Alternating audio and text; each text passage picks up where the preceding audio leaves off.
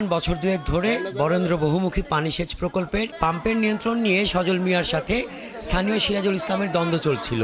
শনিবার বাড়ির পাশের জমিতে ধান কাটা নিয়ে দুপক্ষের কথা কাটাকাটি হয়। এক পর্যায়ে সজলের উপর হামলা করে প্রতিপক্ষ, আর তাকে বাঁচাতে এসে আহত হয় দুই চাচাতো ভাই সোহেল ও রুবেল। হাসপাতালে নেয়ার পথে মৃত্যু হয় সজলের। পরে বিক্ষুব্ধ গ্রামবাসী অভিযুক্তদের বাড়িতে হামলা চালিয়ে ভাঙচুর ও আগুন দেয়।